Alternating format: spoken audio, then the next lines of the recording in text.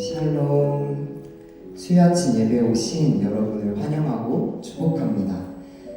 오늘 이 자리에 우리와 함께 계시는 성령님을 믿습니다. 우리의 모든 것을 주님께 내어드리며 나아가길 원합니다. 다 함께 주의 돌을 버리고 찬양하겠습니다.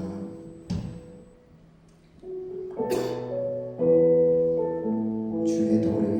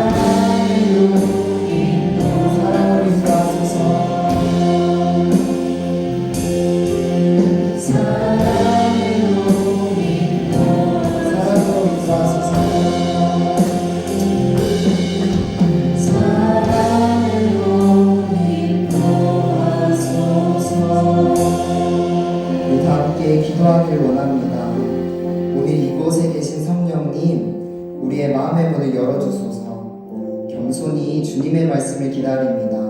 성령의 능력으로 우리를 가르치시고 깨닫게 하여 주소서 라며 기도하고 이후에 모든 순서를 성령님께 인도하시길 구하며 나아갑시다.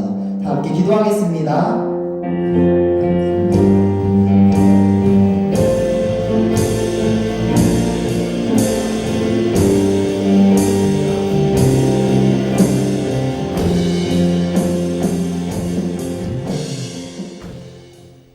사랑이 많으신 하나님 아버지, 바쁜 새학기를 정신없이 보내는 와중에도 이 수요일 아침 이 자리에 모여 함께 찬양하고 예배할 수 있게 해주셔서 감사합니다. 하나님보다 나의 일, 학업, 우리의 생각을 앞세웠던 모습들을 돌아봅니다. 또 마음과 행동 속에서 사랑하기보다 판단하고 배려하기보다 나를 먼저 생각했던 순간들이 있습니다. 하나님이 기뻐하시는 모습보다 우리의 기준과 감정을 앞세웠던 죄를 용서하여 주세요. 주님, 우리의 일상을 살아갈 때에 바쁜 일상 가운데서도 주님을 마음의 중심에 두게 하시고 삶을 살아가며 모든 순간과 선택에서 주님을 바라볼 수 있게 해주세요. 믿을 수 없는 와중에도 믿는 믿음을 주시고 주님의 선하심과 계획을 소망하며 나아가게 도와주세요. 임용을 준비하고 있는 중에도 예배를 준비하고 예배 자리 가운데 나온 4학년 학생들이 있습니다. 공부 중에 지혜를 더하여 주시고 말씀 가운데 나아갈 때 주님께서 주시는 기쁨을 얻게 하여 주세요. 이제 주님의 말씀을 드리려고 합니다. 성령님, 이 시간 말씀 전하시는 간사님과 함께 해주세요. 또 저희가 말씀을 들을 수 있는 길을 허락하셔서 주님께서 하시는 말씀을 저희가 들을 수 있게 해주세요. 사랑합니다. 감사합니다. 예수님의 이름으로 기도했습니다. 아멘.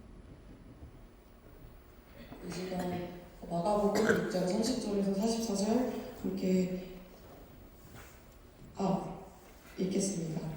사도들이 예수께 모여 자기들이 행한 것과 가르치는 것을 낱낱이 고하니 이르시되 너희는 따로 한적한 곳에 가서 잠깐 쉬어라 하시니 이는 오고 가는 사람이 많아 음식 먹을 겨를도 없습니다. 이에 배를 타고 따로 한적한 곳에 갈새 그들이 가는 것을 보고 많은 사람이 그들인 줄 안지라. 모든 거울로부터 도구로 그곳에 달려와 그들보다 먼저 갔더라. 예수께서 나오사 큰 무리를 보시고 그 목자 없는 양과 같은 목을 인하여 불쌍히 여기사 이에 여러 가지로 가르치시더라. 때가 저물어 가매 제자들이 예수께 나와 여짜오되 이곳은 빈 들이요 날도 저물어 가니 무리를 보내어 두루 촌과 마을로 가서 무엇을 사 먹게 하옵소서. 대답하여 이르되 너희가 먹을 것을 주라 하시니 여짜오되 우리가 가서 200데나리온의 떡을 사다 먹이리이까. 이르시되 너희에게 떡 몇 개나 있는지 가서 보라 하시니 알아보고 이르되 떡 5개와 물고기 2마리가 있더이다 하거늘 제자들에게 명하사 그 모든 사람으로 때를 지어 푸른 잔디 위에 앉게 하시니 때로 100명씩 또는 50명씩 앉은지라. 예수께서 떡 5개와 물고기 2마리를 가지사 하늘을 열어 축사하시고 떡을 떼어 제자들에게 주어 사람들에게 나누어 주게 하시고 또 물고기 2마리로 모든 사람들에게 나누심에 다 배불리 먹고 남은 떡 조각과 물고기를 12바구니에 차게 거두었으며 떡을 먹은 남자는 5,000명이었더라. 이 시간 풍성한 삶의 원리라는 제목으로 CCC 문정희 가수님께서 말씀 전해주시겠습니다.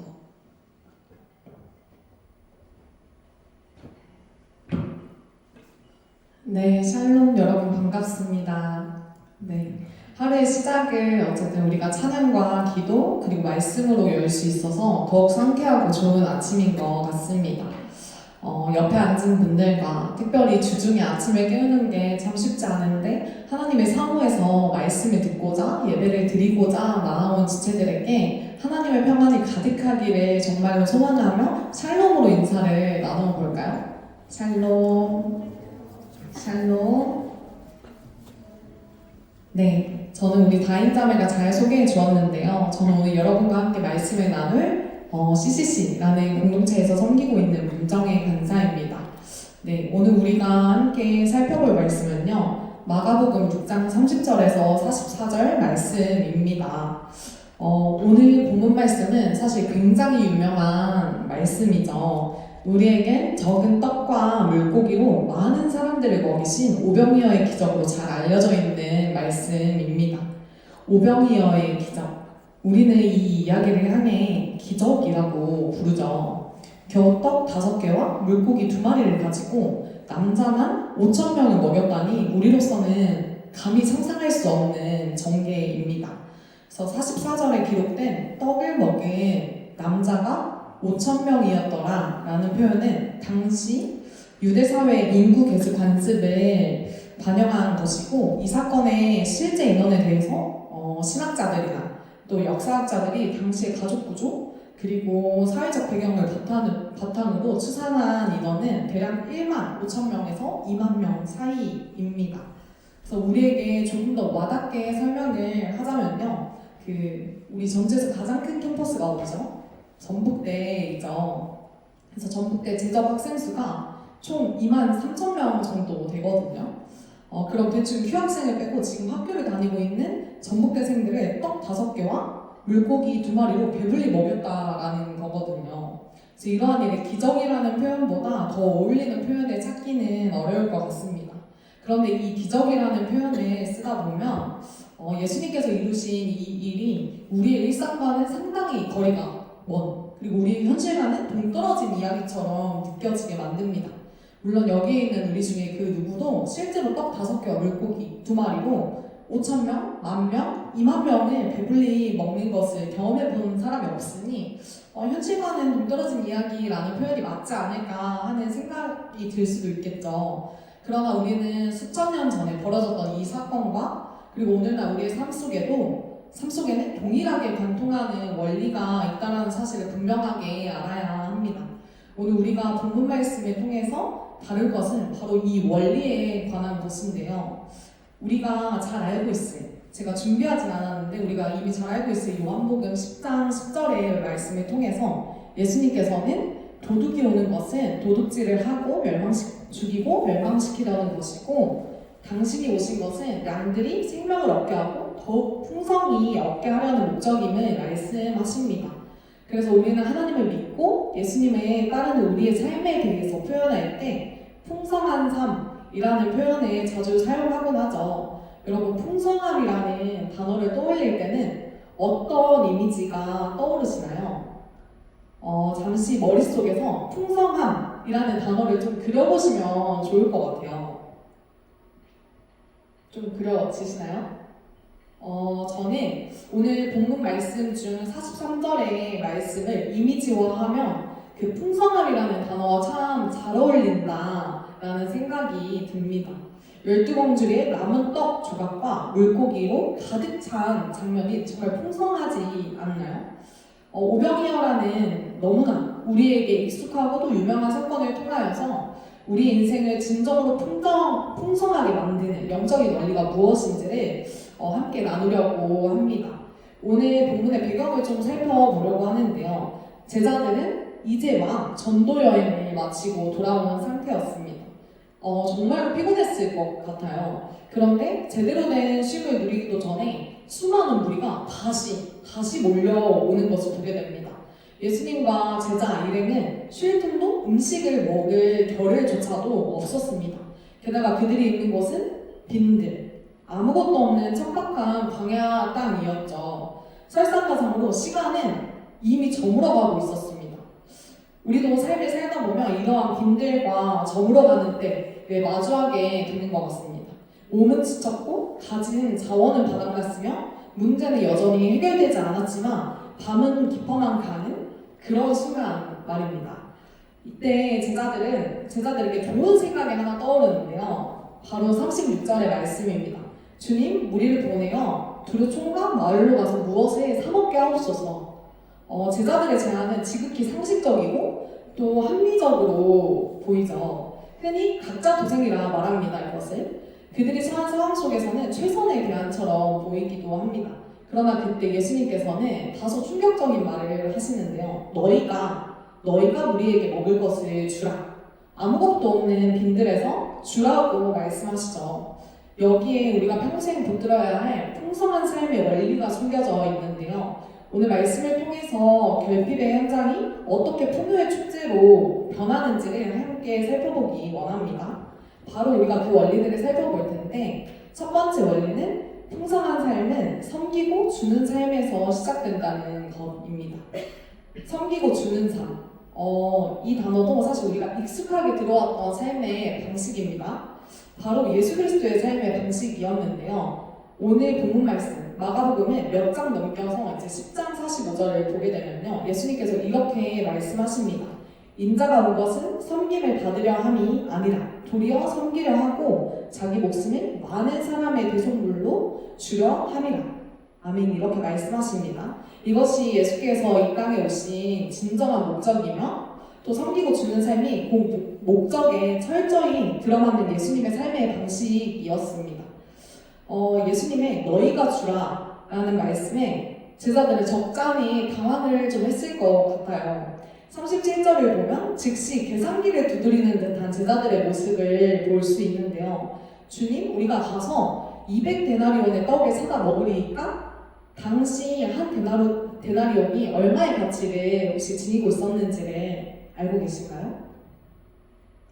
네, 노동자의 하루 품삯이었다라고 해요. 그래서 즉 200데나리온이면 성인 남성이 7, 8개월을 꼬박 일해야지 모을 수 있는 거금이었던 거죠.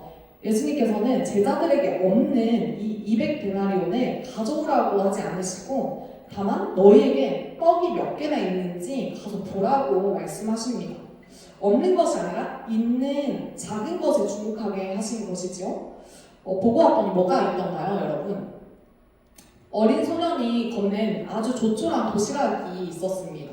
그 안에는 보리떡 5개와 그리고 물고기 2마리가 들어있었습니다. 보리떡은 당시에 가난한 사람들이 먹던 거친 음식이었고요. 물고기는 좀 제가 좋아하는 거, 광어나 연 이런 종류가 있었으면 좋았으려면 소금에 절인 작은 멸치와 같은 것들이었다고 해요. 지극히 보잘것이 없는 메뉴인 동시에 남자만 5,000명이 우리 앞에 내밀기에는 택도 없는 양이었습니다. 하지만 우리는 이 소박한 도시락의 결말을 이미 말씀을 통해 알고 있죠.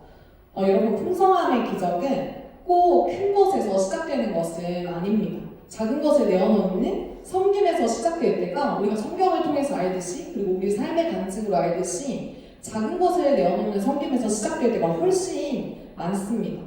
우리가 기억해야 할 사실은 풍성한 삶은 우리가 가진 소유의 양에 달린 것이 아니라 우리가 손을 펴는 그 태도에 있다는 것을 기억해야만 합니다. 그리고 우리가 볼 두 번째 원리는요, 풍성함의 근원은 내가 아니라 공급자 하나님이심을 철저히 신뢰하는 것입니다. 그래서 다시 생각해봐도 오병이어로 수많은 무리를 배불리 먹이는 것은 과학적으로나 상식적으로나 도저히 설명이 안 되는 일이라고 할 수 있죠. 우리는 41절을 통해서 예수님께서 하늘을 우러러 축사하시는 모습을 볼 수 있습니다. 여기서 축사는 헬라어로 유카리스테오, 즉 감사기도를 드리다라는 뜻입니다. 그런데 예수님께서는 무엇을 보고 감사의 기도를 드렸을까요?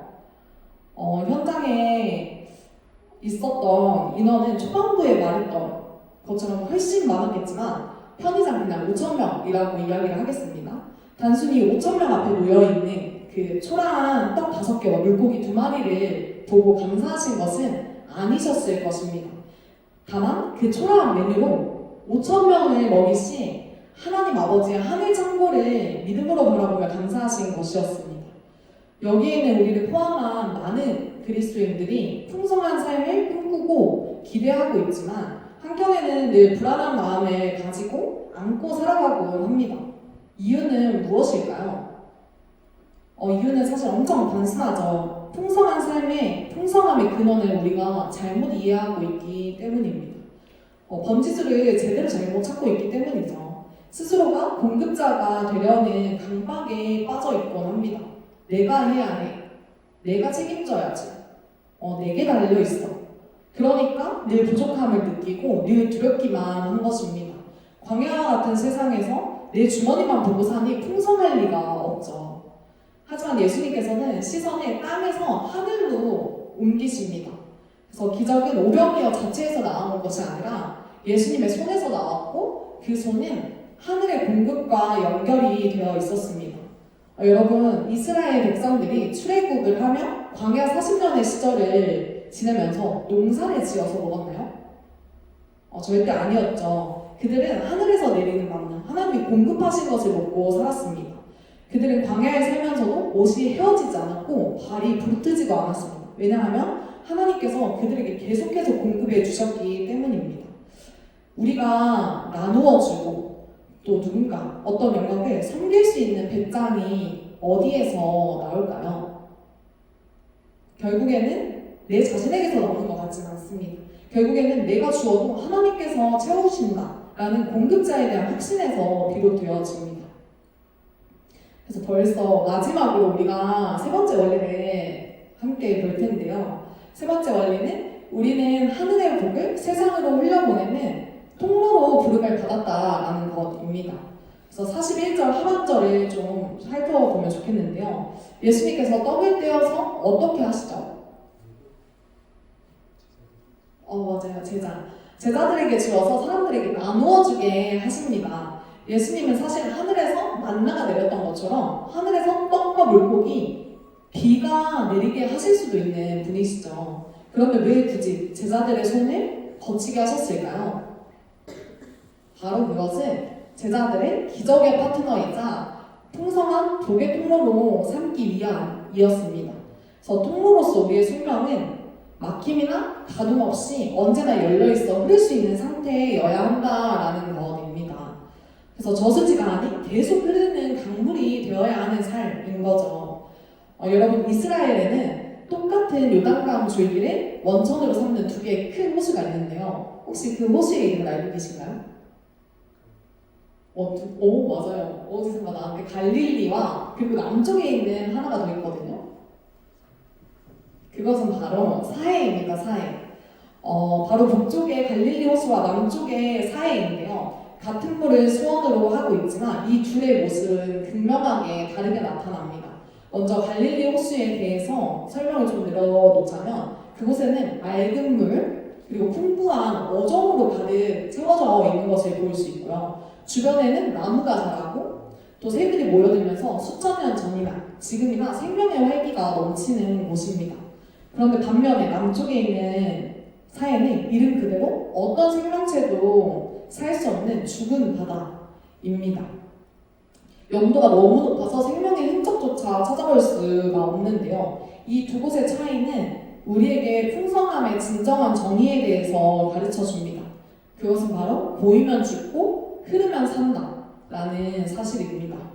내게 주신 자원이나 달란트는 나 자신만을 위해 움켜쥐고 쌓아두고 있으면 결국에는 고립되고 또 영적으로는 부패할 수밖에 없게 됩니다.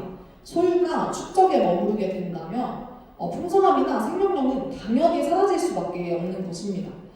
그러나 갈릴리처럼 흘려보낼 때 우리 안에는 새로운 은혜가 들어올 수 있는 영적인 공간이 만들어지는데요. 주님의 뜻에 따라서 우리에게 주신 것들을 다른 이들에게 향해 그리고 세상을 향해 흘려보낼 때에는 주님께서 비워진 그 자리를 더 신선하고 더 선하고 좋은 것들로 다시 채워주십니다.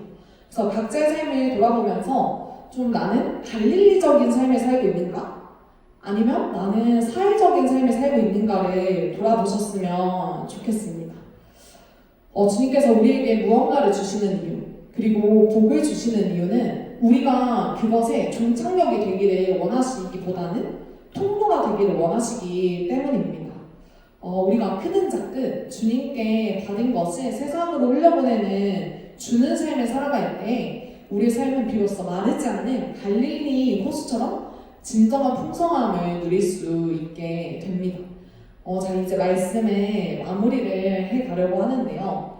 사실 우리가 오늘 함께 나눴던 이 말씀 그리고 메시지는 우리가 정말 아주 잘 알고 있는 익숙한 내용이었을 거라고 생각이 됩니다. 그럼에도 오늘 굳이 이 익숙하고 또 유명한 오병이어의 이야기를 나눈 이유는요. 이런 말이 있습니다. 혹시 사무엘 존슨 박사님에 대해서 아시나요? 저도 사실 잘 모르는데요. 제가 읽던 책에 그분이 하신 말씀이 나와요. 사람은 가르쳐야 할 때보다 기억시켜야 할 때가 더 많다라는 말을 하셨더라고요.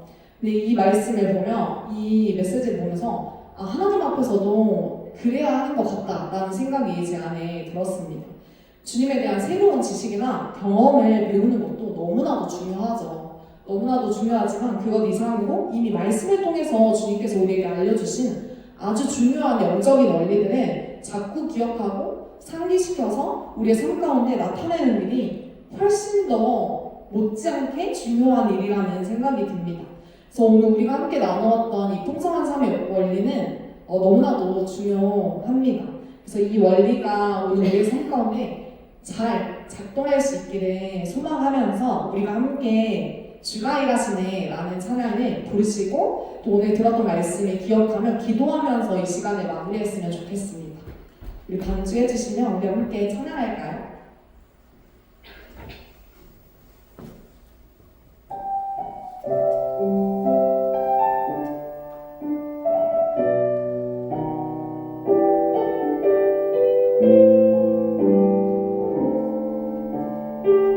날이 저물어 갈 때, 날이 저물어 갈 때, 빈들에서 걸을 때, 그때가 하나님의 때,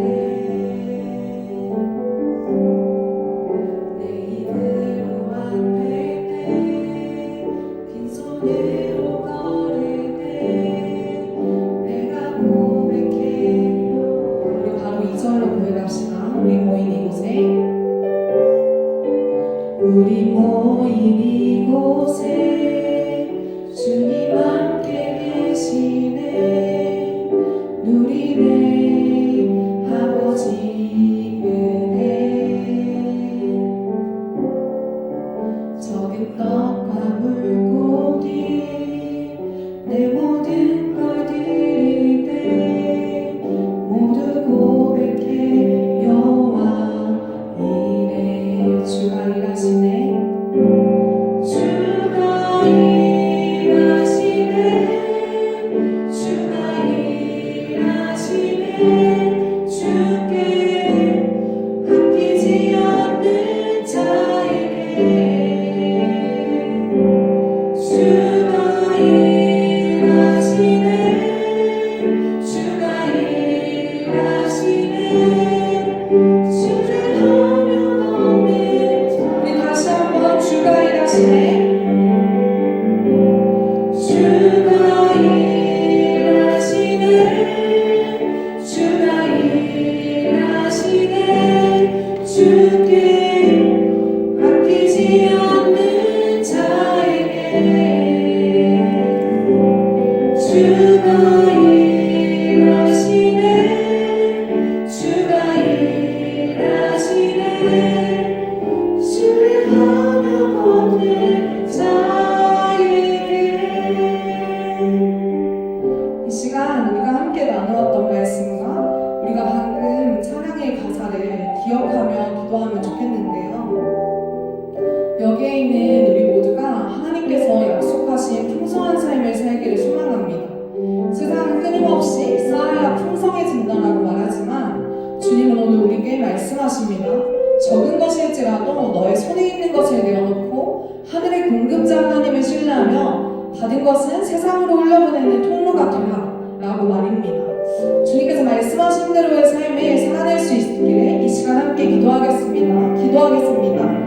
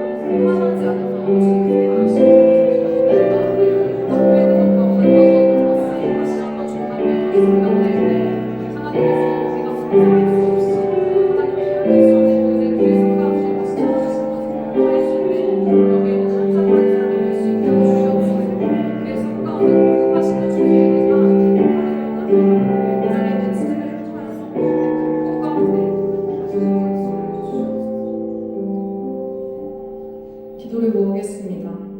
공급자가 되어주시는 하나님 감사합니다. 오늘도 우리에게 말씀을 공급하여 주셔서 감사합니다. 오늘 우리는 오병이어의 기적을 통해 풍성한 삶의 원리에 대해서 나누었습니다. 나는 다 저물었고 여전히 빈들을 휘휘 걷고 있는 것 같은 우리의 인생 속에서 주님을 주목하여 볼 수 있기 원합니다. 말씀처럼 내게 주신 것을 아끼지 않고 내어주는 삶을 살아가게 하시고 하늘의 공급으로 우리의 삶을 다시 채워주시는 주님의 놀라운 일하심을 경험하게 하옵소서. 오늘도 삶의 공급자가 되시는 하나님을 신뢰함으로 넉넉히 살아낼 수 있기를 소망합니다. 감사합니다, 주님. 이 모든 기도를 지금도 우리와 함께 계시며 우리에게 공급할 모든 준비를 마치신 예수 그리스도의 이름으로 기도드렸습니다. 아멘. 공부하겠습니다. 수요 아침 예배에 오신 여러분을 환영하고 축복합니다. 하나님과 함께 하시는 이야기 되시길 소망합니다. 저희 꽁당 예배는 CCC, GSM, ESF, GBF, IFF, 조이, 이템 연합으로 함께 드려집니다. 이 선교단체에 많은 관심 부탁합니다. 매주 수요 아침 8시에 이 자리에서 수요 아침 예배가 있습니다. 많은 참여 부탁드립니다. 8월 4일부터 7일까지 천안 백삭대학교에서 기독교사 대회가 열립니다. 전국의 초, 중, 고수생들과 타 교대 학생들과 함께 예배드리며 교류할 수 있는 자리입니다. 제가 저기를 어렸을 때부터 갔거든요. 정말 좋은 자리여서 저희가 함께 갔으면 정말 좋겠거든요. 그래서 지금 처음 모집을 하고 있대요. 그래서 혜원이가 올려주는 링크로 함께 가면 좋을 것 같습니다. 하나님께 영광을 올려드리는 꽁땅 찬양팀에서 함께 찬양할 꽁땅원을 모집하고 있습니다. 지원과 문의는 최희원자매에게 문의 부탁드립니다. 비전선언은 선포하도록 하겠습니다. 모두 자리에서 일어나 주시기 바랍니다.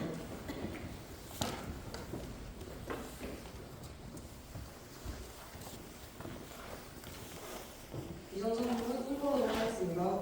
진리 하나, 나는 영원을 살리는 기사가 합니다. 진리 하나, 나는 진리를 가르치는 기사가 합니다. 사랑 하나, 나는 사랑을 실천하는 교사가 된다. 하나, 나는 민족을 가슴에 품는 교사가 된다. 정의 하나, 나는 정의를 외치는 교사가 된다. 하나, 나는 대안을 제시하는 교사가 된다. 회복 하나, 나는 비전을 제시하는 교사가 된다. 하나, 나는 창조 질서를 회복하는 교사가 된다. 마지막으로 우리라 찬양을 하겠습니다.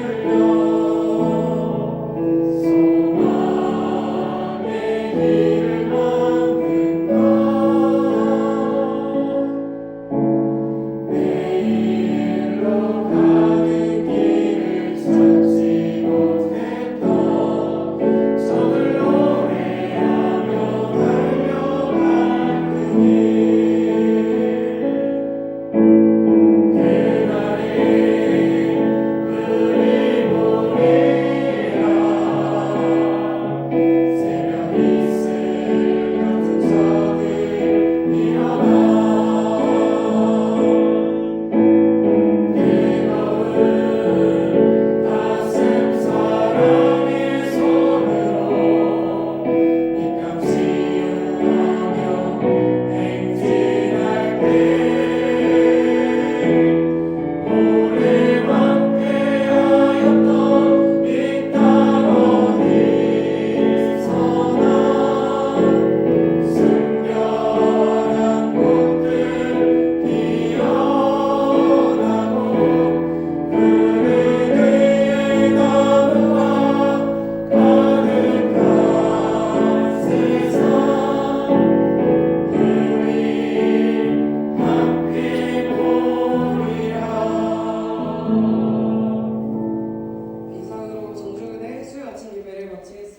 다음 주에 만나요.